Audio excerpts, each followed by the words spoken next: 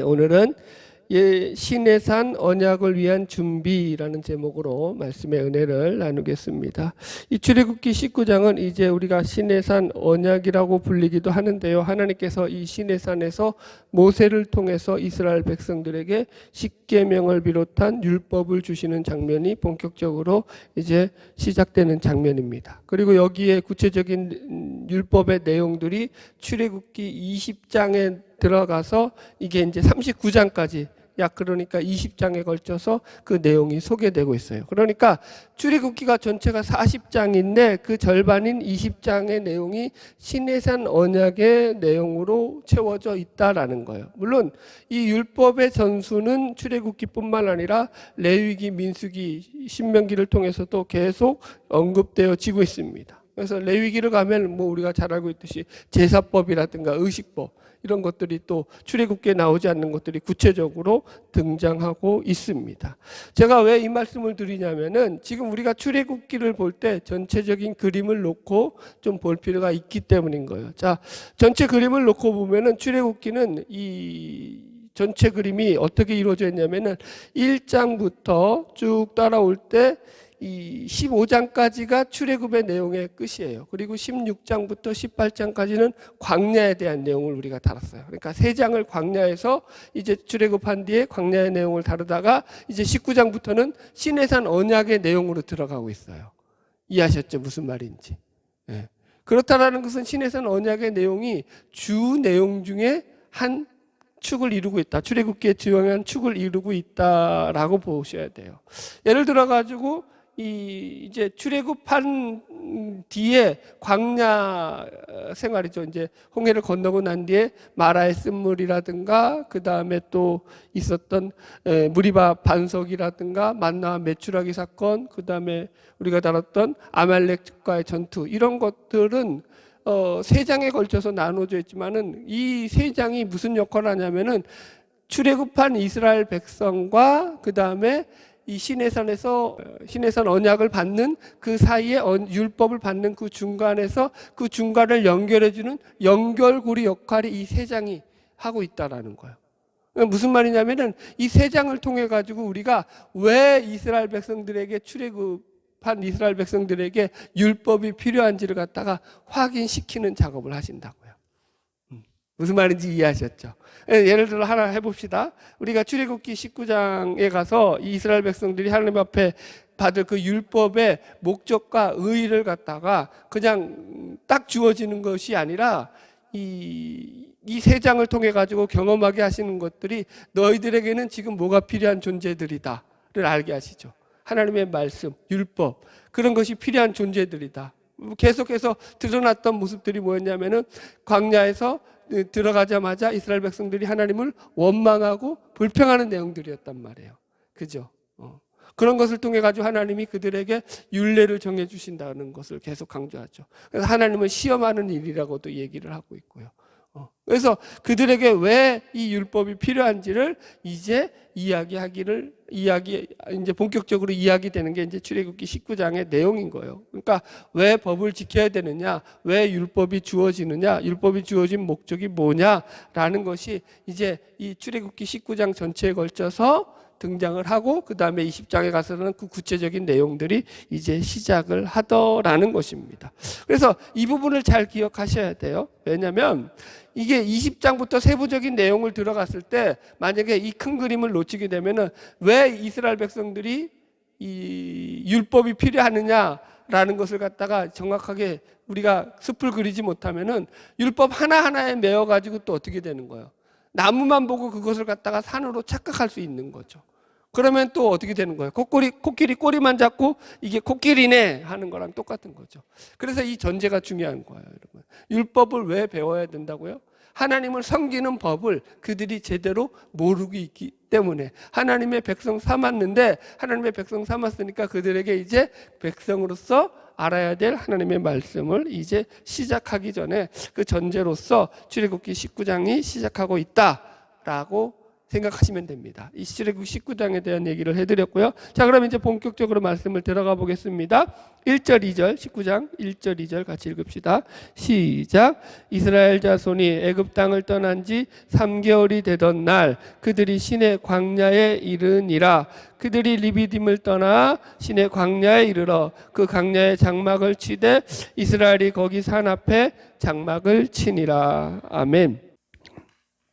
이제 출애굽기 19장 1절 2절은 시내산 언약을 맺게 된 그 시공간적인 장소와 시간을 소개하고 있죠. 먼저 말씀을 받았던 곳이 이 시내 광야에 있는 시내산이다라고 얘기하고 있으면서 또 시간적으로는 이때가 애굽 땅을 떠난 지 3개월이 되던 날, 그죠?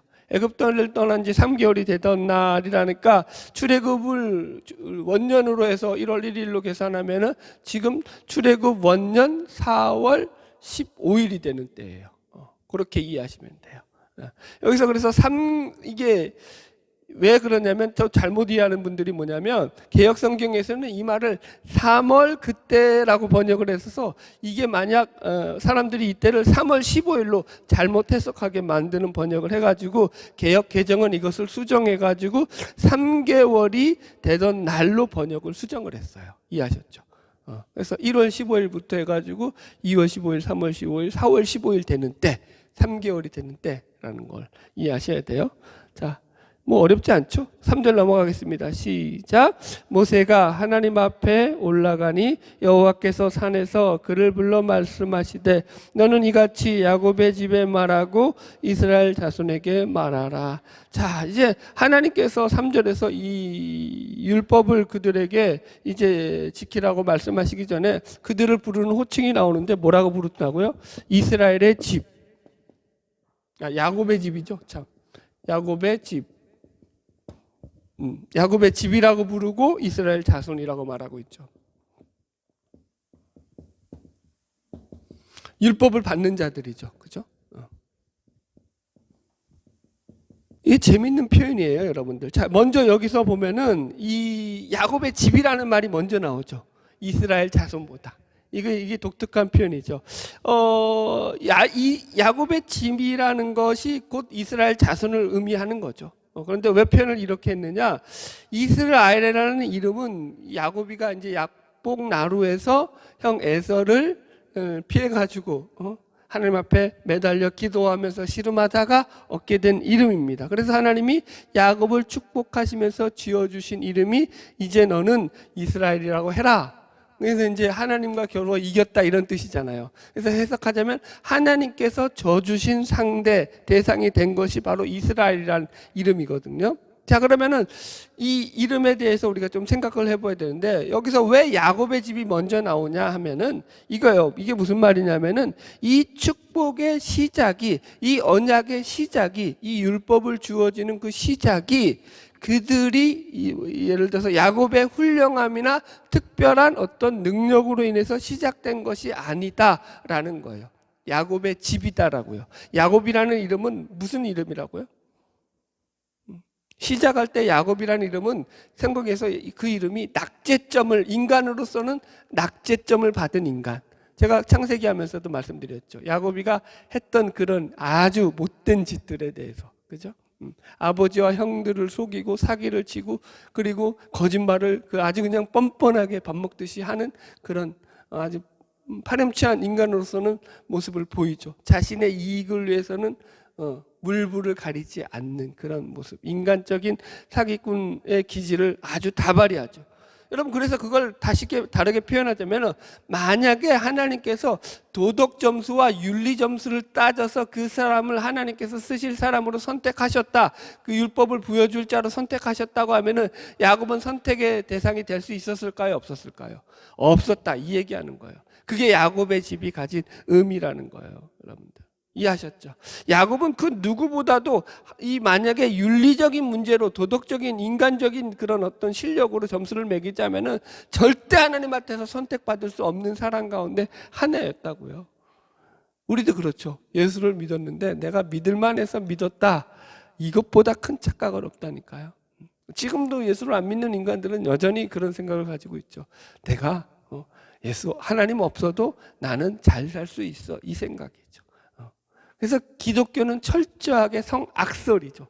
인간은 하나님 없이 자기 마음대로 살려고 한다라는 것이 성경이 우리에게 가르치는 얘기죠. 자, 두 번째 이름, 그러면 이스라엘의 자손이라는 말을 생각해 봅시다. 그 이스라엘이라는 이름 자체가 이 야복 강가에서 아까도 말했지만 에서 형에게 죽임을 당할 상황 속에서 하나님 앞에 매달리다가 얻은 이름으로서 하나님과 싸워 겨루어 이겼다라는 뜻이라고 했죠.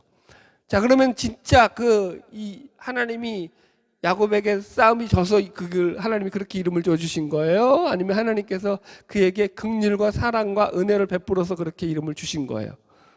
후자죠. 그러니까 하나님이, 그 다른 말로 해서 하나님이 져 주시는 상대가 되었다라는 거예요. 그러니까 이스라엘 이름이라는 것은 그가 하나님과 싸워서 이길 만큼 그가 능력이 있고 힘이 있고 실력이 있다가 아니라 하나님께서 그와 싸워서 져 주실 만큼 그를 긍휼과 사랑과 은혜를 베푸는 존재로 삼으셨다라는 것이 바로 이 이스라엘이라는 이름이 가진 그 뜻입니다. 여러분, 우리가 야곱이 이스라엘이라는 이름을 얻은 그 답을 창세기 17장에 보면 이렇게 나와요. 제가 읽어드릴게요. 창세기 17장 6절, 내가 너로 심히 번성하게 하리니 내가 내게서 민족들이 나게 하며 왕들이 내게로부터 나오리라. 이 말은 무슨 말이냐면은 하나님께서 아브라함을 복 주실 때 하셨던 그런 복의 내용들이에요. 그런데 이 언약은 7절을 보면 내가 내 언약을 나와 너 및 내 자손 후손 대대에 세워서 영원한 언약을 삼고 너와 내 후손의 하나님이 되리라, 이렇게 말씀하시거든요. 그러니까 이게 무슨 말이냐면은 야곱은 이 아브라함에게 혈통적으로 아브라함의 손자이기 때문에 그에게 이런 복이 주어진 것이 아니라, 그러려면 누구도 복을 받아야 돼요. 에서도 복을 받아야죠. 에서는 아브라함의 후손 아니에요? 손자 아니에요? 똑같이 손자지. 그렇죠. 그러니까 혈통 때문에 그가 아브라함의 후손이라는 그런 혈통적인 후손이었기 때문에 그가 이 복을 누린 것이 아니라 이 앞에서 얘기했던 야곱의 축복은 아브라함의 복과도 동일하다고 말씀드렸잖아요. 늘 설명하지만 그가 하나님의 언약 가운데서 하나님의 언약으로 맺어진 존재이기 때문에, 후손이기 때문에 하나님 아브라함에게 받은 복이 야곱에게 이어지고 있다, 이 얘기라고요. 언약으로 맺어진 관계다. 하나님께서 아브라함에게 약속하신 약속의 후손으로서 야곱이가 그 축복을 이어받는 존재로서 하나님 앞에서 하나님이 아브라함에게 한 약속을 지키고 계신 신실하신 분이라는 증거로 누가? 야곱이가 복을 받는다고요. 무슨 말인지 이해하세요? 여기 제가 지금 여태까지 말했는데 야곱의 잘난 면이 하나라도 있어요, 없어요? 없죠. 그걸 지금 말씀드리는 거예요. 지금 이 율법이 그들에게 주어지는 것이 그들이 무슨 하나님 앞에 충분하게 그 율법을 받을 만한 그런 어떤 자격과 실력이 있어서 받는 것이 아니다라는 얘기를 한다고요. 늘 설명하잖아요. 우리가 예수를 믿는 게 내가 믿을 만한 자격이 있고 실력이 있는 존재가 아니라니까요. 이건 절대 놓치면 안 되죠. 여러분, 할렐루야. 그래서 그들이 하나님 앞에 남다른 대접을 받을 자격을 가졌거나 능력을 가져서 이 자리에 서 있는 것이 아니라 하나님이 아브라함에게 하신 약속을 지키고 있다는 것이 이 약속의 첫 번째 가장 큰 특징입니다. 그래서 자, 우리 씁시다. 이 율법이 주어진 목적이 뭐라고요? 이것이 그래서 하나님의 약속, 신실하신 약속, 신실하신 하나님의 신실하신 약속 때문에 지금 이 율법이 이들에게 주어지고 있는 거죠. 그죠? 야곱의 집이라는 그 말 자체가. 그래서 이걸 다른 말로 하면은 약속을 지키시는 하나님, 이렇게 정의를 할 수 있죠. 이 율법이라는 게 하나님의 신실하신 약속 가운데 주어지는 것입니다. 자, 보세요. 이걸 이렇게 표현해 볼게요. 이스라엘은 하나님과 겨뤄서 이긴 자라고 했잖아요. 자, 정확한 표현으로 하자면 하나님이 져 주시는 대상이 됐다라는 거예요. 자, 우리도 마찬가지예요. 우리가 예를 들어 가지고 우리가 가족 가운데서 부모가 져 주는 대상이 있죠. 누구에게 져 주죠? 자식들한테는 아무리 이겨도 져줘요. 자식 이기는 부모 있다 없다? 없다. 지금 그 얘기하는 거예요. 하나님이 저주시는 대상이 됐다는 것은 하나님의 자녀 삼아 주셨다. 하나님의 백성 삼아 주셨다. 지금 이 얘기를 얘기하는 거거든요. 여러분 오늘 공사하시는 그 사장님하고도 얘기를 한참을 하면서 자기가 이제 거래하시는 그런 어르신들 가운데 이 자식이 사고를 쳐가지고 돈을 다 날려 먹었는데도 그 자식을 밀어준다고 해가지고 자기 땅 다 팔고 자기 재산 다 팔아가지고 또 그 자식들을 도와주고 그런 얘기를 또 한참 해주시더라고요.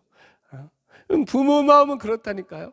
내가 자식을 위해서 다 주고 싶은 게 부모라는 거죠. 지금 하나님이 이 율법을 주시는 이유 중에 하나가 그런 목적으로서 주어진다는 걸 우리가 기억해야 된다라는 거예요. 할렐루야. 자, 4절 읽읍시다. 시작.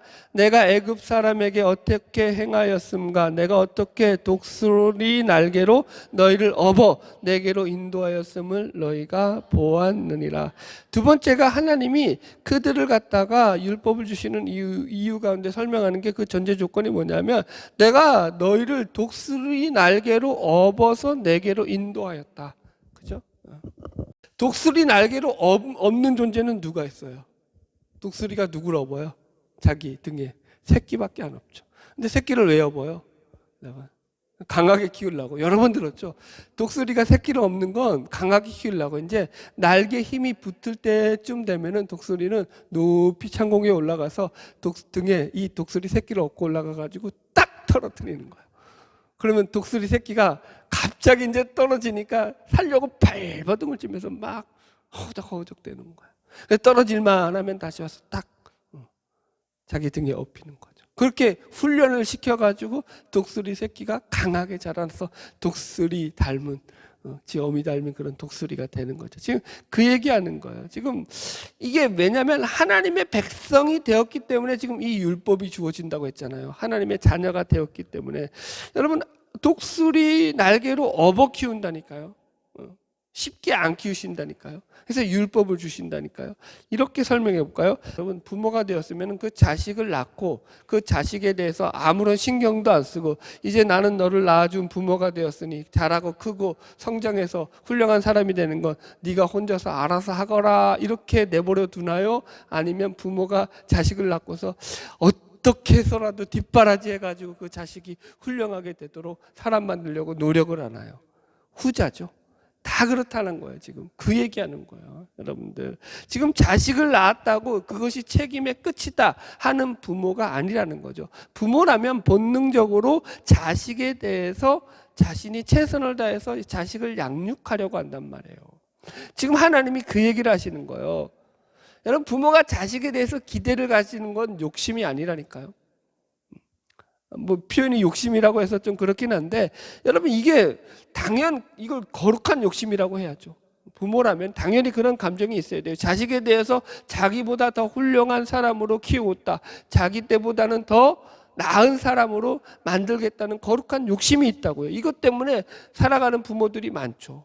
우리는 그게 좀 심해서 문제지만 한국은 너무 그게 심해서 교육열에다가 너무 과해가지고 그냥 막 아이들이 그냥 청소년 자살률이 그냥 너무 높고 그래서 문제긴 한데 여러분 물론 일장일단도 있지만 어쨌든 부모가 자식을 사랑하기 때문에 그렇게 한다라는 거. 그죠? 하나님이 율법을 주시는 것도 똑같다라는 거예요. 여러분 지금 이 내용이 왜 앞에 있어야 하느냐 하면은 하나님께서 이스라엘 백성들에게 십계명을 포함해서 많은 법들을 줄 것입니다. 그래서 그 법들을 주시는 이유가 뭐냐면 너와 내가 맺은 관계 때문에 내가 이 법을 준다 이렇게 나온다고요. 아멘. 너와 내가 관계가 없으면 이 법이 통용이 돼요 안 돼요? 통용이 안 된다고요. 너와 나는 아주 끈끈한 관계를 맺은 사이기 때문에 내가 너에게 이 명령을 내리노라 이렇게 한다고요. 여러분 규율이 없는데 여러분 자유도 없는 거예요. 규율 통해 가지고 배워나가는 거죠. 규율이 없으면 버릇이 없어지죠. 고집이 세지죠. 인간은 마찬가지예요. 하나님의 율법을 모르면 죄가 죄인 줄 모르죠. 지금 그런 차원에서 이 법들이 주어진다고 생각하시면 됩니다. 오늘 제가 좀 비유를 들어드릴게요. 안 좋은 비유긴 하지만 여러분 이게 참 이제 오늘 말씀에서도 중요한 역할을 차지해요. 우리나라 40, 50대, 50대 사망률이 OECD 국가 중에서 1위입니다. 40대, 50대 사망률 질병들을 보니까 암, 간질환, 뇌졸중, 자살 이런 것들이 사망의 대부분의 원인입니다. 이런 것들이 무슨 말이냐면은 죽는데도 그러니까 이게 아주 그러니까 뭐라고 표현할까요? 암으로 죽는다. 암의 제일 원인이 뭐죠? 스트레스죠. 간질환도 마찬가지죠. 그런 술, 또 뭐 담배, 그 다음에 어떤 스트레스, 불규칙적인 생활 이런 것들이 간을 나쁘게 하는 제일 원인이죠, 여러분들. 뭐 이런 것들이 자살도 마찬가지고 뇌졸중도 마찬가지로 다 여러분들 그러니까. 쉽게 말해서 정상적인 삶을 살지 못했다라는 거예요. 그걸 다른 표현으로 하면 뭐죠? 하나님이 창조하신 창조 목적대로 살지 못했다. 여러분, 여자들이 아니에요. 대부분 남자들이죠. 우리나라가 좋은 쪽으로도 1등하는 게 많지만 안 좋은 쪽으로도 1등하는 게 많거든요. 예를 들어서 자살률 1위, 낙태율 1위, 낙태 1위, 음란지수 1위, 이혼율 1위, 성형수술 1위, 사치품 소비율 1위, 미국의 1.9배래요. 사치품 소비율이. 2010년 한 해만 1만 5천 명 하루 평균 44명이 자살했는데 OECD 국가의 평균치의 2.4배의 수준에 이른다고 하고요. 청소년 불행 지수가 계속해서 1위죠. 청소년들이 나는 늘 불행해 라고 생각하고 그렇게 살아가는 게 여러분들 그러니까 학교 생활이 그러니까 재밌지 않다는 거야. 만족스럽지 않다라는 거야. 인구 대비 1000명당 13.5건의 성형수술이 이루어진다고 해요, 우리나라에서. 그러니까 얼굴 뜯어 고치는 것도 우리나라는 아주 그냥 최고죠. 그러니까 얼굴 고치려면 어디로 온다고요? 한국, 코리아로 온다고요. 세계에서 제일 유명하니까. 우리나라가 포르노그라피를 보는데 우리가 일본을 음란물의 천국이라고 말하지만 일본보다도 소비하는데 무려 4배나 많이 구입하고 있다라고 합니다. 매춘 1위, 해외로 진출한 매춘 여성만 12만 명으로 추산하고 있습니다. 호주 성매매의 17%를 차지하는 비율이 한국 여성이라고 합니다. 부끄럽죠. 이러한 자료들은 공신력 있는 각 매체들, 통계청이나 정보기관이나 유명한 언론기관에 의한 보도들을 제가 모아 수집한 겁니다. 그러니까 아무렇게나 지어낸 이야기가 아니라는 거예요, 여러분들. 아마 인터넷 중독도 우리나라가 1위지 않을까 그런 생각을 해봐요. 물론 좋은 면도 많지만 나쁜 면이 너무 많죠. 여러분, 오늘날 많은 사람들이 바라는 게 뭐죠? 요행이죠. 한국 사람이라면 요행 안 바라는 사람이 없죠. 복권 사가지고 수지 맞을 생각을 다 하고 살죠. 도박장이 우리나라는 늘 성행을 하죠. 이 외국의 도박하고 틀려요. 외국인들은 그걸 레저로 하죠. 즐기려고 해요. 우리는 뭘로 하죠? 목숨 걸고 하죠. 한탕주의 한번 벌어서 이제 빚값 번쩍하게 살아보자, 여러분들. 예전에 동대문 시장에서 개모임 사기를 당한 뉴스가 크게 났던 적이 있는데 이게 동대문 시장 그 시장 상인들이 돈이 현금이 왔다 갔다 하니까 그 사람들한테 이제 그거 이자를 붙여주는데 아주 복리를 많이 붙여준다 해가지고 그래가지고 이제 처음에 한 몇 개월 동안에 그렇게 계속 이제 신임을 쌓은 거예요. 그러고 나중에는 그래가지고 수백억을 갖다가 이 사람들에게 그걸 조금씩 모아가지고 수백억을 갖고 날라버린 거죠. 그러면 그 사람이 잘 알지도 못하는 사람한테 왜 돈을 그렇게 많이 빌려줬느냐 물어보니까 이자를 많이 쳐줬으니까. 그러니까 처음에 이자를 많이 쳐주고 그리고 몇 개월씩 계속 신뢰를 지키니까 사람들이 한두 명씩 야 얘한테 주니까 이자가 이만큼 붙대. 복리가 훨씬 커. 이러면서 이게 이제 너도 나도 돈에 눈이 멀어가지고 지금 또 우리나라 주가 조작단들 때문에 주가가 또 주식이 아주 하한가를 맞은 게 몇 종목이 나와요. 왜 그렇다고요, 여러분들? 그 사람들이 그러니까 하루 이틀 작업을 한 게 아니에요. 몇 년 동안의 작업을 해오면서 주가를 조작해가지고 엄청나게 올려놓은 거예요. 그래놓고 이게 이제 금감원에 걸리니까 발각되니까 그냥 다 털고 이제 도망치려고 털어버리니까 하한가가 연속으로 나온 거죠. 거기에 또 유명 연예인까지 걸려가지고 자기는 피해자라고 하고. 여러분 그러니까 이런 지경이라니까요, 여러분들. 여러분 우리가 돈 있으면 만족할 것 같죠? 아니에요. 그 돈 가지고 더 크게 벌어서 더 크게 해먹으려고 한다니까요. 인간의 생각, 인간의 탐욕은 끝이 없다니까요, 여러분들. 사람들이 정상적인 생각을 안 하고 살아요. 여러분 상식적으로 생각을 안 하고 산다니까요. 누구나 돈 앞에 장사가 없더라고요. 여러분 그럼에도 불구하고 우리나라는 선교사 파송국으로 따지면 세계 2위이고 미국 다음이죠. 그 인구 대비로 따지면 세계 1위예요. 단연 인구 대비로 따지면. 나는 그러니까 이런 문제들을 보면은 한국 교회가 가진 숙제가 무엇이고 한국 교회가 앞으로 나아갈 방향이 무엇인지를 잘 보여주는 거라고 생각을 합니다. 왜 율법이 주어졌다고요? 율법이 없으면 사람이 하나님의 말씀을 보지 않고 하나님 앞에 망령되이 자기 마음대로 살아가면서도 그것이 마치 정상적인 삶인 양 그렇게 살아간다고요. 세상 사람들이 그럼 그렇게 죄짓고 사는데 그것이 잘못됐다고 생각할까요? 천만의 말이에요. 지금 성형수술하는 사람들이 여러분 자기 얼굴 그 뜯어 고치는 거에 대해서 그걸 잘못됐다고 생각한 사람이 한 명이라도 있을까요? 천만의 말이에요. 아름다움에는 죄가 없어요. 아름다움은 무죄다. 아름다움을 추구하는 건데. 여러분 뭐 이런 것들은 한도 끝도 없죠, 여러분들. 여러분 우리가 하나님을 잘 믿어야 될 이유가 이런 데예요, 여러분들.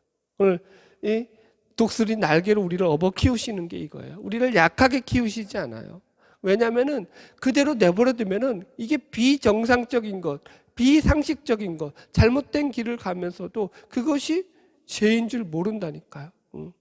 케냐의 어느 목사가 또 굶겨서 자살해야지 천국 간다고 해가지고 70명 넘게 굶어서 또 죽였다며요.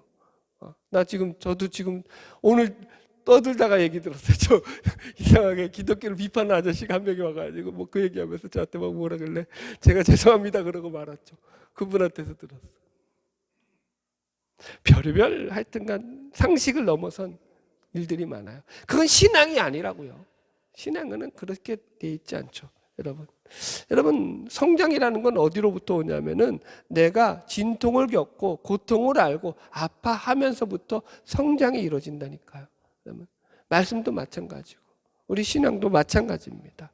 여러분 보통 여자가 철드는 시기가 TV에서 그런 거예요. 제 얘기는 아닌데 31살에 여자는 철이 들고 남자는 42살에 철이 든다고 합니다. 저는 그러니까 철든 지 딱 그러니까 한 10년 정도 된 거예요, 이제. 저는 이제 10살 된 거예요. 여러분들은 저보다 훨씬 더 나이가 많아요, 그러니까. 제가 여러분들을 깍듯이 공대해 드리겠습니다.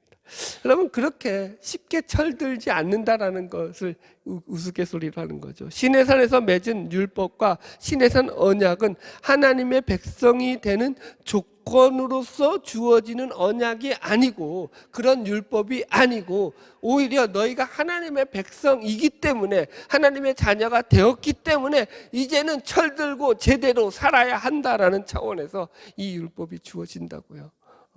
그걸 놓치면 안 된다니까요. 내가 잘나서 내가 훌륭해서 그럼 여러분 법 필요 없죠. 그죠?